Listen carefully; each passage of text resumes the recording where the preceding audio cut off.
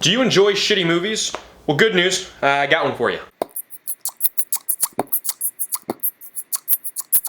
Welcome to Movies with James. Today we're talking about Inferno, the third book in the Da Vinci Code series by Dan Brown. You're probably wondering, why am I reviewing Inferno? This movie's probably gonna suck. But I watched it and I'm like, I might as well talk about it because I'm pretty heated.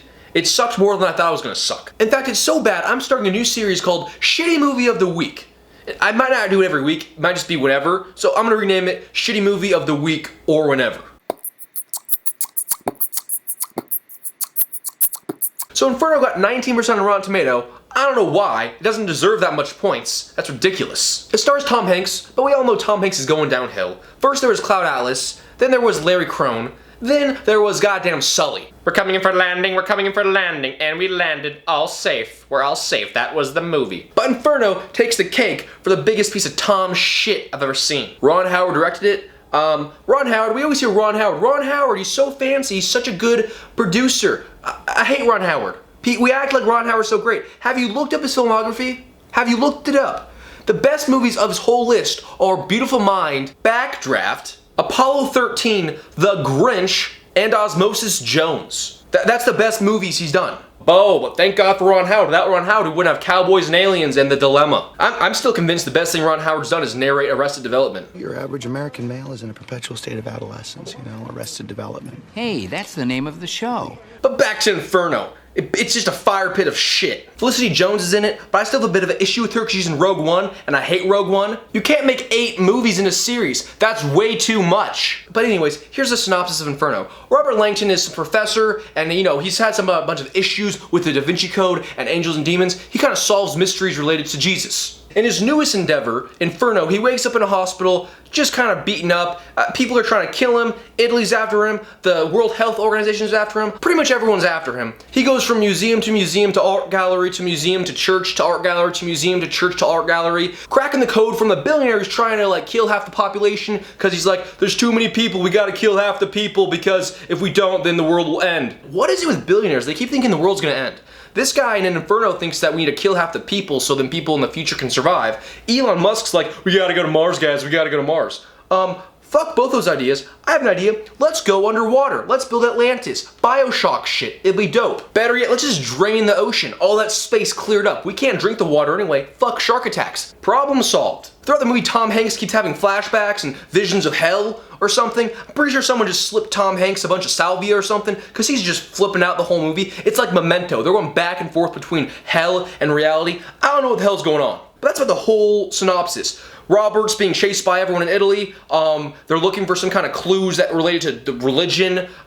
The world's gonna end, but we know very well they're not gonna end the movie with killing 4 billion people, so there's no real stakes that hold. So we're basically just watching a dude run around Italy having visions of hell, trying to save the world that we know very well is safe. There's so much more going on in the story, but I have no idea what's going on because it's just so confusing. The book is very dense and full of facts and information, and they're putting into a 2-hour movie that's fast-paced as hell. And the problem is, I don't even want to know what happens. Some movies are confusing, you gotta look into them, rewind them, watch them again. I don't give a shit about this movie. I knew very well they're not gonna end the movie with killing 4 billion people. Clearly Robert's gonna find the disease and stop it. Clearly. Maybe if it was written by George R.R. Martin, they'd kill 4 billion people, but not Dan Brown, he's a pussy. But yeah, they were jumping back between the past and hell visions and the future and Memento style filming. I mean, it was edited by Michael J. Fox. I'm pretty sure that Dan Brown, when he wrote the Da Vinci Code, Angels and Demons, and Inferno, just got high as fuck and watched National Treasure and was like, I'm gonna write a book like National Treasure, but instead of Nicolas Cage, it's gonna be Tom Hanks, and there's gonna be Jesus and Italy. That's pretty much what the Da Vinci Code's about. It's just National Treasure, but not fantastic. The reason National Treasure works so well and the Da Vinci Code doesn't work well is because whenever there's a clue, Nicolas Cage lets us know it's a clue. But Tom Hanks gives us no indication of when it's a clue and not a clue. He orders a coffee. Is the coffee a clue or he's getting a coffee? Is the inscription a clue or is that just interesting? Tom, you gotta say, it's a clue or I won't know. The goods. It was a great movie to watch while I was hungover and couldn't really move. It let me just kind of zone in and out of consciousness. So props to you there. The movie has a lot of shots of Italy, and that kind of reminded me to go watch the Amanda Knox documentary on Netflix, and I watched it after the movie, and yeah, she's definitely a murderer. That's not really why the movie's good, but it's a good thing that came from the movie. I discovered a murderer. But that's it for the goods. It sucks. Let's talk about the bads now. Alright, the bads. Number 1. The whole movie is just a pissing contest between Felicity Jones and Tom Hanks, seeing who's smarter. Within the first 5 minutes, Tom's all like, well, that's a map of Dante's Inferno. That was written 700 years ago. Then Felicity's like, well, actually, they're in the wrong order. You gotta put them in the right order. They've been changed. I know this because I'm a neurosurgeon. Oh, yeah? Well, you know, this thing, it was made a long time ago, and I know a lot of facts. Oh, well, this device here is a biochemical scanner, and you can actually only open it through your fingerprint. I know that. My fingerprint was made in the 15th century BC when Romans didn't know what space was. Oh, what is this inscription on this bone? Oh, this is human bone. How the hell would you know if it's human bone or not? It's a little circle of bone. It could be anything. You can't just go, oh, yeah, that's human bone, definitely. There's one scene where Tom Hanks has to solve an anagram. An anagram is just a bunch of letters scrambled up, and you gotta unscramble them.